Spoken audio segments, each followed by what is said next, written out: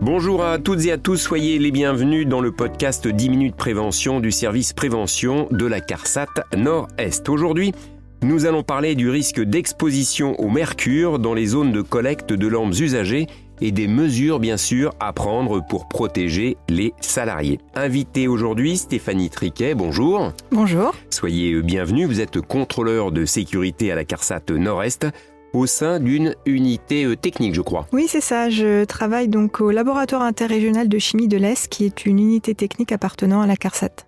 Alors on va, avant de rentrer dans le vif du sujet, peut-être rappeler ce qu'est la CARSAT et quelles sont ses missions en synthèse. Oui, donc la CARSAT, c'est la Caisse d'assurance retraite et de la santé au travail. Donc la mission retraite, je pense que ça parle à tout le monde. La santé au travail peut-être un petit peu moins. Donc c'est une mission qui dépend de l'assurance maladie risque professionnel, qui est une branche de la sécurité sociale en charge des accidents de travail et des maladies professionnelles. L'objectif étant bien sûr aussi de préconiser de bonnes pratiques pour la sécurité des salariés au travail. C'est ça. Alors, le problème du mercure qui est présent dans les lampes usagées, c'est un vrai sujet, on va le voir ensemble. On ramène ces ampoules dans un magasin où souvent d'ailleurs on les a achetées quand elles sont en fin de vie, c'est ça ? Oui, en fait, les lampes usagées sont considérées comme des D3E, c'est-à-dire des déchets d'équipements électriques et électroniques. Depuis 2006, en fait, elles ont leur propre filière d'élimination, ce qui fait que les distributeurs, que ce soit des centres commerciaux ou des grandes surfaces de bricolage, ont l'obligation de les reprendre. Le fait est que certaines ampoules, effectivement, contiennent du mercure et il a la particularité d'être très volatile. C'est un gaz qui, en fait, est inodore et incolore à température ambiante. Et il a la particularité de se fixer sur des surfaces poreuses. Donc par exemple du bois, du carton, du plâtre. Ce qui fait qu'avec le temps, le mercure qui est ainsi fixé va être relargué au fur et à mesure de la vie du support. Alors pour bien comprendre, on ramène une ampoule, généralement c'est dans un bac, dans un grand carton qu'on trouve devant la grande surface ou à l'intérieur. Les ampoules sont là, et ce que vous voulez dire c'est qu'elles peuvent se casser. Le mercure à ce moment-là s'évapore, vous avez dit c'est un gaz, et c'est là que les problèmes commencent. Ça peut avoir des conséquences importantes sur la santé du salarié, ce mercure comme ça qui s'évapore, qui peut être absorbé, touché, assimilé. Il peut y avoir un vrai danger pour l'organisme ? Oui, il y a un vrai danger. Donc effectivement, tant que la lampe est intacte, il n'y a pas de problème. Mais effectivement, quand il y a casse, ce qui arrive lors du dépôt d'une ampoule usagée dans les bacs de collecte ou lors du transfert, souvent vers ce qu'on appelle les bennes de regroupement, il peut y avoir dispersion du mercure et là, une exposition potentielle des salariés. En termes d'impact sur la santé, l'inhalation répétée de ces vapeurs de mercure, même si c'est à faible concentration, peut effectivement affecter la santé. Alors, il y a des impacts sur les poumons, les reins et le système nerveux central et périphérique. Ah oui, donc le spectre il est quand même large. Il est pas forcément à court terme, on va pas forcément le détecter tout de suite peut-être, mais à long terme, ça peut avoir des conséquences sur la santé de la personne qui est en contact avec ce mercure. Alors il y a un impact à la fois à court et long terme parce qu'on peut avoir des symptômes qui se manifestent dans les jours suivant l'exposition, mais aussi bien quelques mois plus tard. Et il y a un point que je voudrais rajouter qui est très important, c'est qu'en fait le mercure, il est suspecté d'être toxique pour la reproduction. D'accord. Donc il est classé reprotoxique 1B par la réglementation européenne, donc il peut à la fois affecter la santé du salarié, mais aussi celle du fœtus. Et je prolonge votre fiche, effectivement, atteinte rénale, atteinte du système nerveux central, des céphalées, encéphalopathie, comme vous le dites aussi des problématiques sur la reproduction. On le voit, c'est quand même un vrai sujet de santé. La problématique numéro 1, finalement, c'est que c'est le lieu où les clients vont redéposer les ampoules dans le magasin, le premier point de départ, et on va voir les deux exemples concrets. C'est ça, c'est déjà cette problématique de récupération qui est le sujet numéro 1 quasiment. Oui, parce qu'en fait, c'est principalement là qu'a lieu la casse et donc potentielle émanation de mercure, même si ce n'est pas le seul point, puisque pour être bien d'accord en termes de terminologie, il y a ce qu'on appelle les zones de collecte, qui sont en fait là où le client va déposer sa lampe usagée.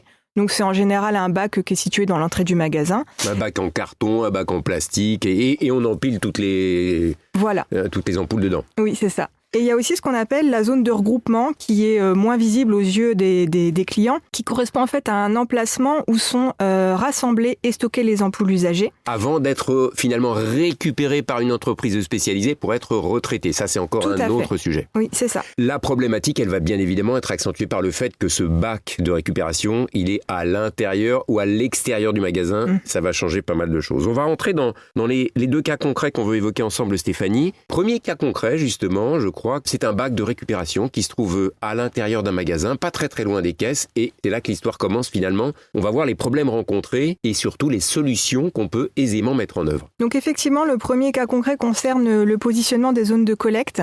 Ces zones de collecte sont souvent positionnées au niveau des zones de passage des clients pour que ce soit facilement identifiable et repérable. Donc principalement à l'entrée du magasin, et c'est souvent près des caisses, près de la zone d'accueil, qui sont en fait des postes principalement occupés par une population féminine. Et donc comme on le disait à l'instant, le problème c'est que le mercure il est toxique pour la reproduction. Et donc effectivement, ce que vous voulez dire, c'est que ces personnels-là sont confrontés assez facilement à une ampoule qui se casse. C'est à l'intérieur du magasin, en l'occurrence pour le cas que vous citez, une ampoule se casse, le mercure se diffuse et finalement, les personnes qui travaillent là vont être susceptibles de respirer ce mercure-là. Donc là, les incidences peuvent être importantes sur la santé de ces personnes, on est d'accord ? Oui, tout à fait. Qu'est-ce que le responsable du magasin doit faire pour que ses salariés soient en sécurité ? Donc là, dans ce cas-là, ce qu'il faudrait, c'est revoir l'emplacement de la zone de collecte.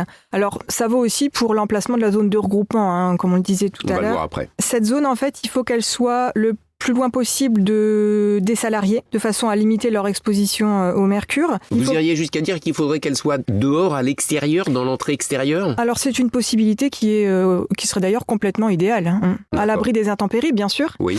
Mais oui, à l'extérieur, on s'affranchit complètement de l'impact sur la santé des salariés, bien sûr. En étant bien concret, pour le coup, si jamais une ampoule est cassée à l'extérieur, le mercure se diffuse à l'extérieur, on n'est plus dans un lieu confiné. Non. Donc on diminue, voire on élimine pratiquement tous les risques. Alors on élimine l'impact santé, par contre se pose la problématique de l'impact sur l'environnement. On a un gaz potentiellement dangereux qui se dégage dans l'atmosphère et là c'est d'autres problèmes qui peuvent apparaître. Mais au-delà de ça, surtout quand on a un bac carton, on imagine facilement que la pluie elle va complètement détremper le tout et quand il faudra regrouper tout ça pour les mettre dans les bennes de stockage en magasin, ça risque de poser un peu problème. Donc pour ce cas précis effectivement de la collecte à proximité des entrées ou des caisses, on les met à l'extérieur idéalement, à l'abri de la pluie, et déjà on élimine un certain nombre de problématiques et on met en sécurité les personnels. Voilà, et sachant que si vraiment à l'extérieur c'est inenvisageable, si ça doit être à l'intérieur, il faut que cette zone ne soit pas dans une zone enclavée. Donc éviter tout ce qui est local technique, réserve, sous-sol, et puis privilégier donc des zones ventilées.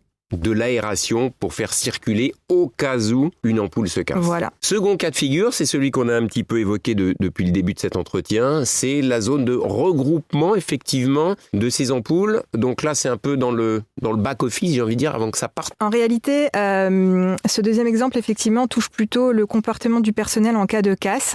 Alors j'ai un exemple qui, en fait, on était dans une grande surface en sous-sol, puisque c'est là qu'étaient stockées les bennes de regroupement. Et il se trouve qu'il y avait une benne de regroupement qui contenait un seul néon qui était cassé, donc un tube néon. Notre appareil de mesure nous a permis de voir qu'il y avait du mercure qui était présent dans l'atmosphère, au-dessus de la benne notamment.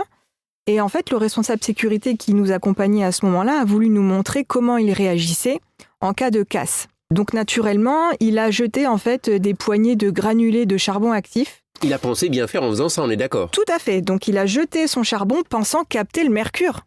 Sauf qu'avec notre appareil, on s'est rendu compte que de par son geste, il n'a fait que disperser le mercure. C'est-à-dire qu'il a généré des mouvements d'air et il a totalement dispersé le mercure dans l'air ambiant. Il a fait mal alors qu'il pensait bien faire. Il pensait bien faire, tout à fait. Donc là, il y a vraiment la preuve d'une incohérence de la prise en compte du risque chimique parce que finalement, son acte, il était complètement contre-productif. Probablement par méconnaissance finalement des procédures à suivre dans un cas de figure comme celui-là. Voilà, c'est ça. En fait, la problématique de départ, c'est la présence de cette lampe cassée dans la benne de regroupement parce qu'en réalité, elle ne devrait pas être là. L'éco-organisme qui ramasse les lampes usagées donne des consignes qui sont claires.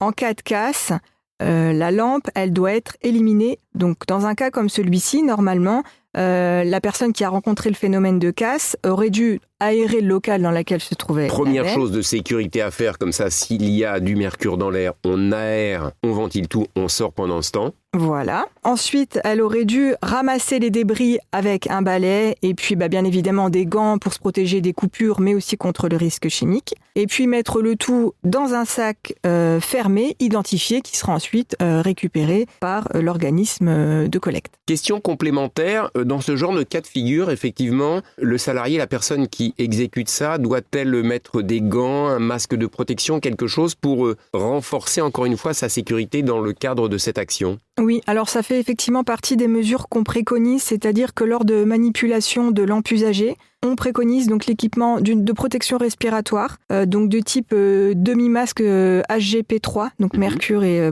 mercure poussière, et puis des gants en nitrile. C'est assez simple à mettre en œuvre. Il faut simplement, on peut le rappeler, être conscient du risque pour mettre en place ces bonnes pratiques tout simplement. Hein. Oui, tout à fait. Il est important de rappeler que c'est à l'employeur d'assurer la sécurité et la santé de ses salariés. Là, dans nos exemples, on réalise effectivement que les salariés des centres commerciaux et des grandes surfaces de bricolage peuvent potentiellement être exposés aux vapeurs de mercure via cette phase de collecte de lampes usagées. Les lampes, ce sont des produits qui sont fragiles et potentiellement dangereux, qu'il faut manipuler avec précaution. Et effectivement, comme vous le disiez, des risques sont présents, mais il y a des mesures simples à mettre en place.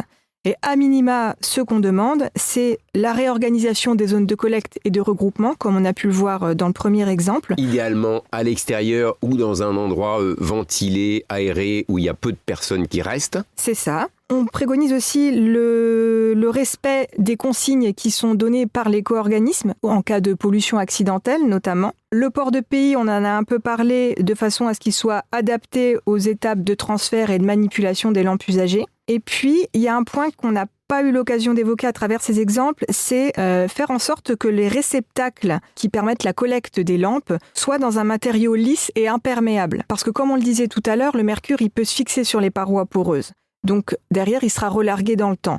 Donc si on évite tout ce qui est bois, carton et qu'on privilégie plutôt le plastique qui lui pourrait être nettoyé, on s'affranchit de cette problématique-là. Pour terminer, je voudrais juste dire que toutes ces mesures effectivement sont assez simples à mettre en œuvre, mais ça passe aussi et surtout par l'information et la formation des salariés à tous les risques qu'ils peuvent encourir à travers ces étapes de collecte et de transfert et des moyens de prévention qui sont associés. Je crois qu'il existe une fiche spécifique sur justement le mercure et les risques d'exposition dans les zones de collecte des lampes usagées, on est d'accord ? Oui, effectivement, il y a une fiche risque méconnu qui a été rédigée par la CARSAT Nord-Est. Donc elle est disponible sur le site de la CARSAT. Il vous suffira simplement de taper sur votre moteur de recherche CARSAT Nord-Est fiche risque méconnu. Et parmi toute la liste proposée, vous trouverez celle qui concerne le sujet du jour. Si vraiment vous souhaitez aller plus loin, vous pouvez aussi consulter le site de l'INRS qui en fait va vous proposer toute une mine d'informations en termes de prévention. Vous y trouverez notamment une fiche toxicologique sur le mercure, des fiches sur le risque chimique concernant la filière de valorisation des lampes usagées et puis une brochure sur la prévention de l'hydrargyrisme qui est une intoxication au mercure. Stéphanie Triquet, je vous remercie. C'est moi.